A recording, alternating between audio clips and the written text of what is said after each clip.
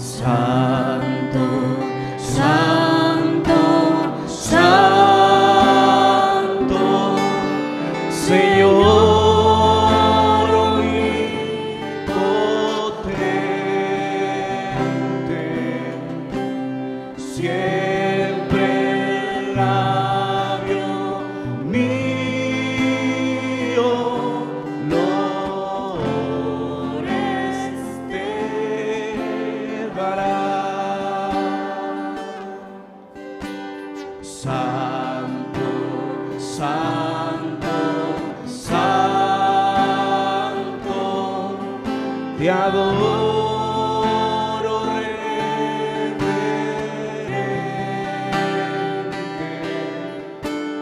Dios en tres personas, bendita Trinidad.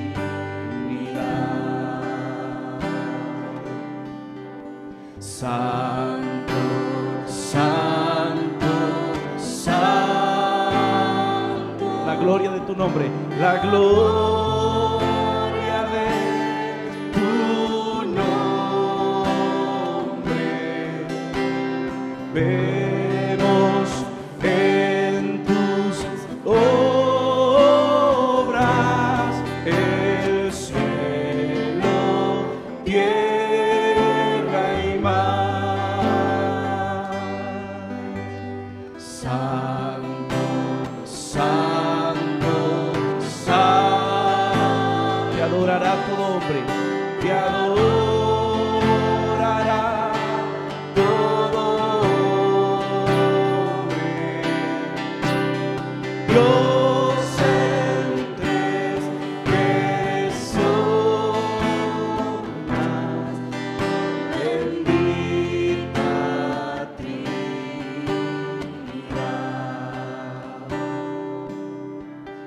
Santo, Santo, Santo,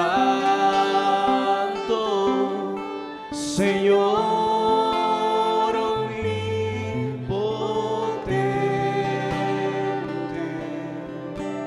siempre el labio mío lores te dará. Santo, Santo, Santo, te adoro reverente.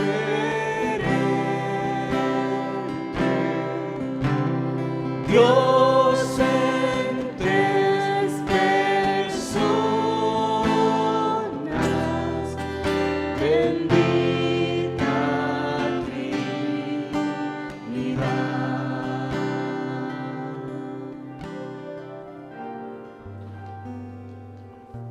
Amén, amén, sí, amén. Tú has permitido a Juan y sus compañeros estar aquí con nosotros en esos días para el Congreso y que él recibió la invitación y aceptó compartir tu palabra con nosotros. Pedimos, Señor, por él este trabajo tan grande que tiene para extender su evangelio a través de su posición en Fuller, pero también por ser ministro de la palabra. Le presentamos hoy a ti, Señor, pidiendo que tú bendigas su vida, su ministerio, y ahora esta oportunidad de compartir con nosotros. Gracias, Señor. Amén. Privilegio poder estar con ustedes esta mañana. Ha sido tremendo la oportunidad de los últimos 2 días. No solamente el Congreso, una parte que he disfrutado mucho es conversando con ustedes, estudiantes. He tenido la oportunidad de sentarme en varios grupos y escuchar sus historias, cómo llegaron ustedes aquí. Yo también comencé en un internado de habla hispana en el sur de Texas a los 17 años, así es que me siento conectado, comunicado con ustedes. escuché cómo el Señor los ha traído a este lugar, cómo fueron ustedes formados. Y el problema es que uno de sus colegas ahorita ya está asustado porque conozco a su papá y creo que somos amigos en Facebook, así es que va a tener que portarse particularmente bien, lo tenemos fichado. Entonces, pero para mí un privilegio poder pensar en cómo es que el Señor nos ha formado y nos ha traído hasta aquí. Y al ir pensando en qué compartir con ustedes, pensé yo en el rico legado que Dios ha traído a mi propia vida y cómo podríamos hacer esas conexiones. Por el lado de mi mamá, el Señor me dio el privilegio de ser evangélico ya de 5 generaciones. Mi tatarabuela, doña Gregoriana, que nunca conocí, ella murió mucho antes de que yo naciera, se convirtió al evangelio al principio del siglo XX en el sur de Texas.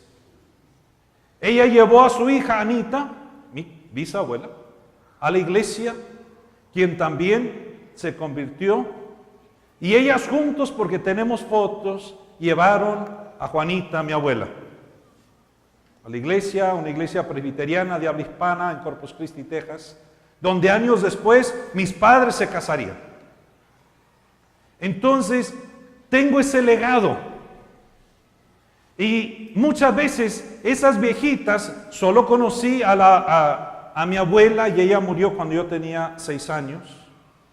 Pero muchas veces esas viejitas caminan todavía conmigo. El Señor, han sido parte de mi legado y a veces las visualizo caminando a mi lado. Ahora, doña Gregoriana ahorita estaría cumpliendo como unos 150 años, así es que traten de visualizarla. Anita, ahí por ahí 130, y Juanita, mi abuela, como 110, ahí por ahí. Según las cuentas que hemos hecho por ahí, si las tengo bien hechas, probablemente las tengo mal, pero me imagino a ellas. Y me imagino caminando a mi lado. Entonces, para yo poder visualizarlo bien, siempre las imagino estas señoras muy propias, vestidos largos toda su vida, pero en zapatos de correr, en tenis, porque me están acompañando, caminando conmigo. Y a través de la vida, en muchas ocasiones, en momentos complicados, difíciles de la vida, a veces cuando he tenido ganas de tirar la toalla y decir, ¿y para qué estoy en esto? Escucho la voz de las abuelitas, porque mi abuela Juanita oraba que el Señor levantara de sus hijos pastores y líderes, y vio, y varios de ellos no se comprometieron hasta después de que ella falleciera, pero ella vio y conoció, y ella también dejó el legado en mi propia vida.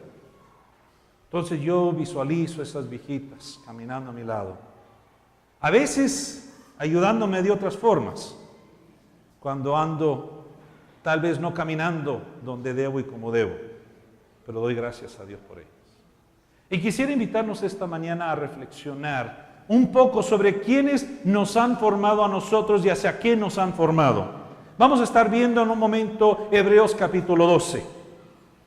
En el capítulo 11, que es el preámbulo que vamos a ver un poquito más a fondo, vemos que hay toda una lista de fieles, hay toda una lista de hombres y mujeres que nos enseñaron qué significa ser fiel, qué significa seguir a Cristo Jesús, qué significa creer en Dios, qué significa creer en el Dios del futuro. Y luego, en el capítulo 12, hace la pregunta que pintorrijaban los pandilleros en Los Ángeles en los años 80. ¿Y qué? Al fin y al cabo, ¿qué tiene que ver esta gran lista con nosotros en la práctica? Y quiero leer entonces los versículos 1, 2 y 3 del capítulo 12, como una manera de hacernos esa pregunta. Y el ¿y qué? Por tanto, dice el autor de Hebreos, nosotros también, teniendo en derredor nuestro tan gran nube de testigos, despojémonos de todo peso y del pecado que nos asedia, y corramos con paciencia la carrera que tenemos por delante, puesto los ojos en Jesús, el autor y consumador de la fe, el cual por el gozo puesto delante de él sufrió la cruz, menospreciando lo oprobio, y se sentó a la diestra del trono de Dios. Considerad aquel que sufrió tal contradicción de pecadores contra sí mismo, para que vuestro ánimo no se canse hasta desmayar. Este pasaje que vamos a ver en un momento parece presentarnos un maratón, una carrera, y nos dice que hay en nuestras vidas entrenadores, modelos, porras que nos animan. Y quisiera invitarnos en esta mañana a que estemos viendo hacia las personas que nos ayudan a ver a Jesús. Que estemos viendo hacia las personas que nos ayudan a ver hacia Jesús. Para entender el pasaje necesitamos entender el capítulo 11 como fondo. Interesante el capítulo 11. Comienza el autor dándonos una explicación muy teológica de qué es fe. Y comienza con esos grandes versículos al principio. Pero como que las palabras quedan cortas, como que si tratamos de definir fe solamente por términos teológicos, siempre nos quedamos cortos. Nos quedamos en palabras. Y las palabras siempre van a quedar cortas. Inmediatamente el autor comienza a decirnos, si quieres entender fe, mira a Abraham, mira a Sara, mira a Jacob, mira a Moisés, y comienza la lista. Y ahora nosotros, porque ustedes son estudiosos de la Biblia, saben que todas estas personas fueron grandes hombres y mujeres de fe, pero también personas humanas como nosotros. Pero personas que en el caminar de la vida aprendieron quién era Dios y qué significaba, como dicen de Moisés, ver lo invisible. Moisés caminaba como viendo a lo invisible. Y vemos hacia la lista, especialmente al final, que dice tantos que sufrieron y murieron en expectativa. No lo vieron, pero creyeron. Los saludaron de lejos. Y nos dice qué debe de ser el impacto. ¿Cómo nos debe de animar, retar a nosotros todo eso? Pues como digo, para mí una parte es comenzar a pensar en los antepasados. Comenzar a pensar en mis abuelitas en sus tenis de correr. Porque estamos hablando de una fe que se vive. Uno de nuestros exponentes ayer nos recordó las palabras de Santiago. Una fe sin obras sale sobrando. Solo son palabras. Pero nos pone el autor en el maratón. Algunos de ustedes han corrido un maratón. 42 kilómetros. Yo he corrido uno, bueno, he terminado uno, porque no puedo decir que lo corrí todo. Pero nos pone diciendo, imagínense que todas estas personas que han sido parte de su formación son como sus porras. Tienen una nube de testigos que están viendo, que están animando, que los están retando, que están corriendo a su lado, que están caminando con ustedes. Y por eso yo me imagino a mis abuelitas corriendo a mi lado. Por eso necesitan los tenis. Porque van corriendo, echándome porras. Me están animando. Y dice el autor, si tenemos toda esta nube de testigos, si usted tiene aquellas personas que la han formado, tal vez sus padres, hermanos, amigos, pastores, personas que han caminado con usted, que han sido la razón por qué usted está aquí, que lo han animado en la fe, que lo han llevado a los pies de Cristo Jesús, que lo han discipulado. Dice, teniendo esa gran nube de testigos, ¿ahora qué? Corramos. Como les dije, una vez en la vida terminé un maratón. Para prepararse para un maratón, recuerden, este no es una recta de 100 metros, 42 kilómetros. El cuerpo humano aproximadamente en el kilómetro 28-30 quema todo el azúcar que tenía en la sangre y tiene que comenzar a quemar gordura si va a seguir corriendo. Y en ese momento el cuerpo le dice a uno, ¿y qué locuras estás haciendo vos? ¿En quién te metiste? En buen centroamericano, párate ya. Y solo la testarudez de decir, hay que seguir adelante.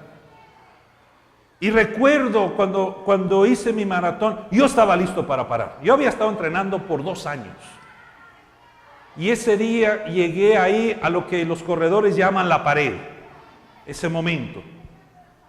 Y sí, yo me pregunté, ¿y qué locuras estoy haciendo yo aquí? Pero me acordé que mi esposa y mis 2 hijos pequeños estaban al final. Dije, ¿ahora qué hago? Tengo que seguir.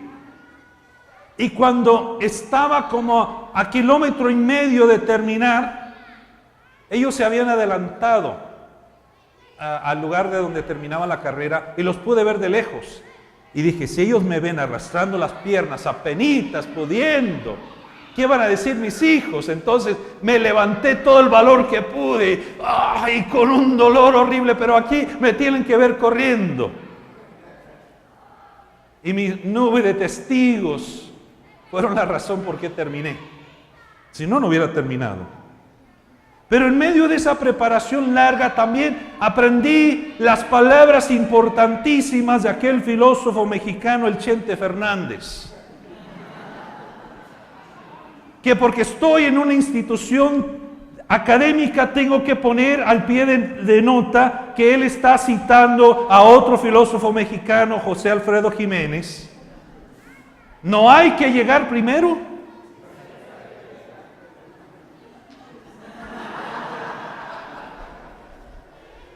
Yo pensé que estaba en una casa evangélica. Yo dije, no van a saber de quién estoy hablando. Pero en la realidad del maratón, el asunto no es llegar primero. En ese día que yo corrí, terminaron 6,000 corredores que terminaron en récord. Yo terminé 3,256. No hay que llegar primero. Sí hay que saber llegar. Y el autor de Hebreos nos dice, con esa gran nube de testigos, corramos, pero ¿qué dice? Nos habla de soltar el peso y el pecado que nos asedia. Una cosa que yo encuentro interesante en casi todo maratón grande, es que por ahí siempre aparece algún loco que opta por hacer la carrera en botas militares, en carga pesada, y termina. Está en muy buenas condiciones y termina. Yo lo primero que aprendí es que 2 gramos en los zapatos los iba a tener que cargar 42 kilómetros, así que busqué los zapatos más livianos posibles. Que la playera la iba a tener que cargar, más vale que no pesara mayor cosa. Y nos está diciendo exactamente eso el autor. Si vas a correr un maratón, hay que soltar. Hay que soltar cosas. Hay que soltar lo que está de más. Lo que nos está sirviendo de lastre. Las ataduras, el pecado. Lo que nos tiene enmarañados, el peso. Sí, si uno está en muy excelentes condiciones, de repente puede terminar el maratón en botas militares. ¿Para qué quiero intentarlo? Soltemos, dice, todo peso, las cargas que llevamos. Pueden ser cargas, y ahí parece que no está hablando de pecado, sino de cosas que nos impiden correr con libertad. Yo sé que muchos de ustedes sufren el dolor de la realidad colombiana. Y ese dolor es real. Pero ese dolor se puede hacer lastre, que me incapacita de poder seguir corriendo. Y diría el autor, hay momentos de dejar el lastre. Tal vez son hábitos o actitudes. Tal vez son cosas. Algunos de nosotros decimos que queremos servir al Señor sea como sea, pero cargamos tantas cosas que el Señor nos llama a algún lado, no podríamos ir porque no podemos con la carga que cargamos.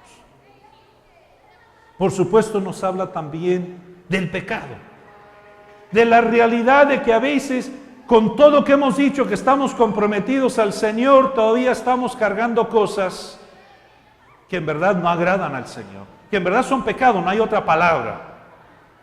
Podemos usar términos psicológicos, podemos utilizar todo tipo de eufemismo, pero la realidad es que delante del Señor la palabra es sencilla: pecado.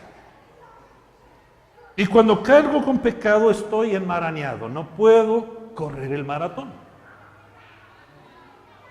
¿Por qué? Porque el zapato pesa demasiado. Me corta la velocidad, me cansa innecesariamente, me va enmarañando y me va desviando de la carrera que el Señor tiene para mí. Y dice el autor, suelta. Las abuelas me dicen, ¿y por qué te has metido en eso? ¿Y qué estás haciendo ahí?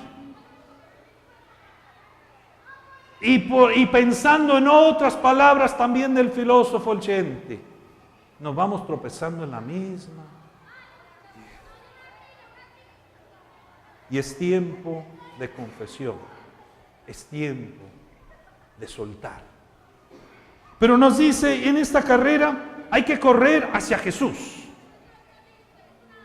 Y el modelo que él pone, bueno, yo sé que estoy en una institución académica, bíblica, teológica. ¿Aquí leen Cuarto de Macabeos? No, es muy común. Parece que la imagen de ahí viene. Pero el asunto aquí, pudiéramos decir, que pensando en el maratón. Recuerdo el maratón de las Olimpiadas de Beijing. Porque parte de la manera que estaba en la carrera, estaba diseñado, llegaba un momento, todavía estando uno a lo menos unos 4 o 5 kilómetros por delante, que ya se podía ver el estadio. Y al irse acercando, como ya tenían las cámaras puestas, ya la gente comenzaba a hacer bulla, y al irse acercando, ya los corredores podían oír la porra. Y dice el autor, pongan los ojos en Jesús. Miren hacia dónde van corriendo.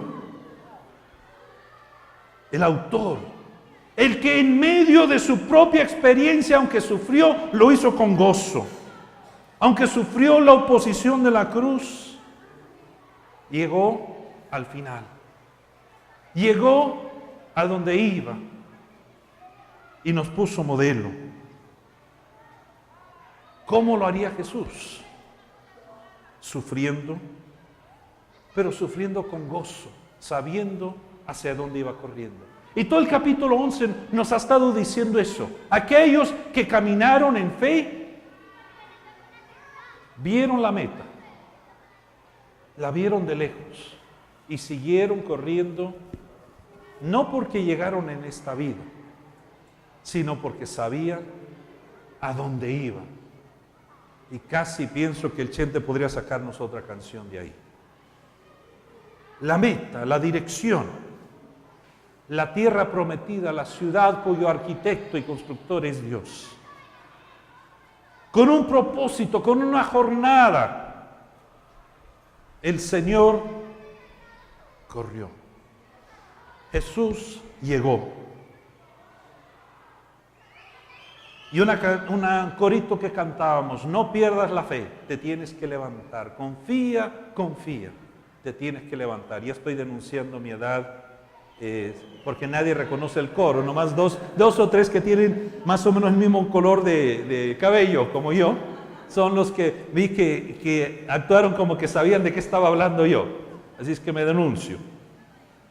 Otros lo han hecho, nos dice Hebreos 11. Ahora te toca a ti el turno. Porque hoy nos surge una nueva generación de personas corriendo el maratón. Estos últimos 2 días nos han planteado la realidad a la cual el Señor los está llamando a ustedes. Ser colombiano quiere ganas.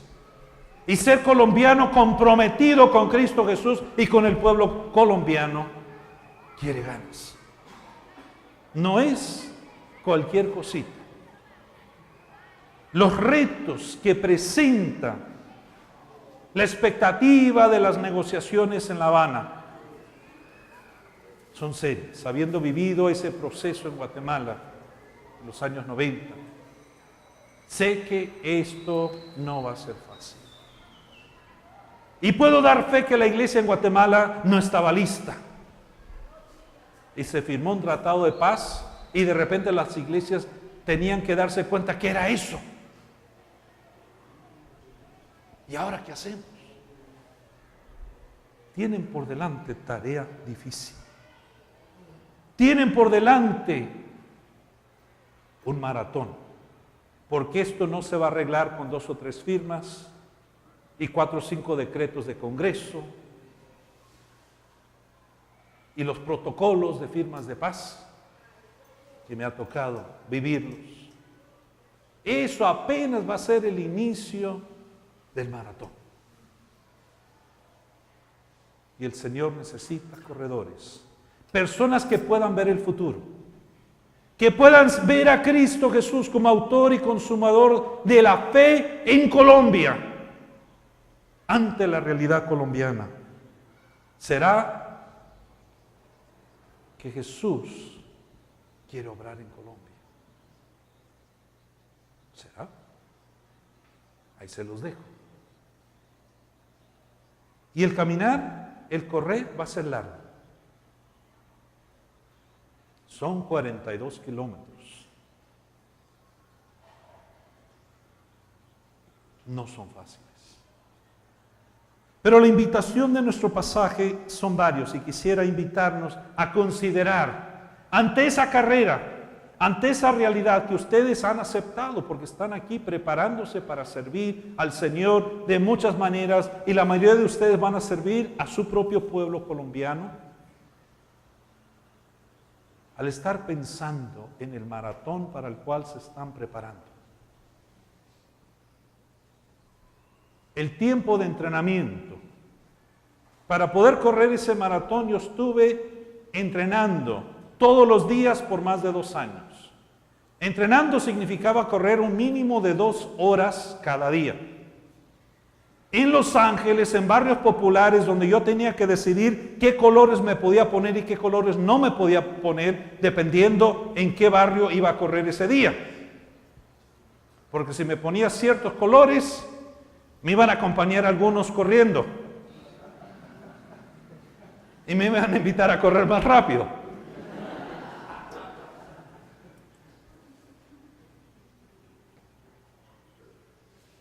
Y trabajaba todo el día y estábamos levantando una iglesia y salía 2 horas.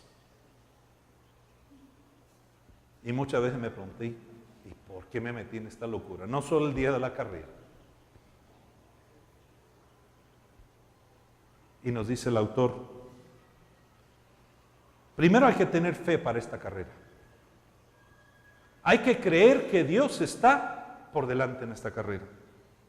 Porque habrá que correr sin ver.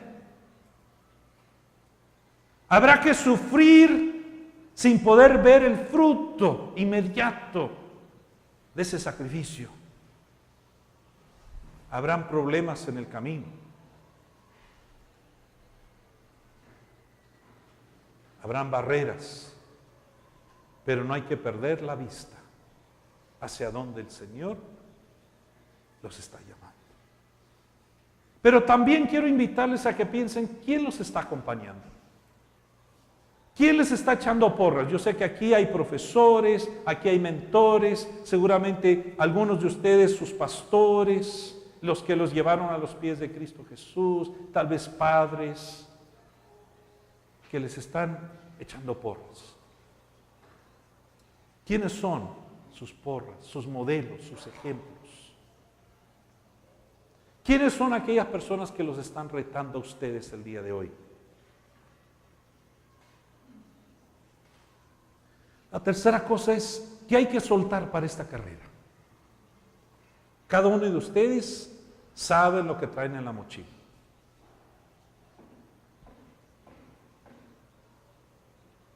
Y sé que todos nosotros tenemos que examinar la mochila. Porque de seguro que hay lastre dentro de esa mochila. Eso se lo aseguro. Despojémonos de todo peso y del pecado, porque no vamos a terminar el maratón con eso en la mochila. No llegamos. Si queremos crecer, si queremos llegar, es tiempo de identificar los pesos, el lastre, las cosas que nos están haciendo imposible la carrera. Poniendo los ojos en Jesús, a través de los que me guían. Y yo veo a doña Gregoriana, que llegó a la meta terrenal hace ya 80 y tantos años atrás. Y Anita hace 70 y tantos años atrás. Y Juanita ya hace 50 años. Y me siguen animando porque ellas corrían hacia Jesús. Y mi mamá y mi papá ya ancianos todavía corriendo hacia Jesús. En esta mañana, al ir terminando, les invito a nombrar sus porras. ¿Quién le está echando porra a usted? Y le voy a invitar que si está aquí, después de nuestro tiempo juntos, vaya y le dé gracias. Y si no está aquí, ya tenemos internet, ya tenemos conexiones, y si todavía vive en un lugar donde no hay esas cosas, mándenle una carta, una nota. Y si ya está en la presencia del Señor, como mis abuelas, dé gracias a Dios. ¿Quiénes son sus porras? La carrera es larga. Gracias a Dios que yo puedo correr al lado de mis abuelas. Y citando al filósofo juntos, no hay que llegar juntos, no hay que llegar primero, hay que saber llegar. Les enseñé un nuevo texto bíblico. Dios les bendiga.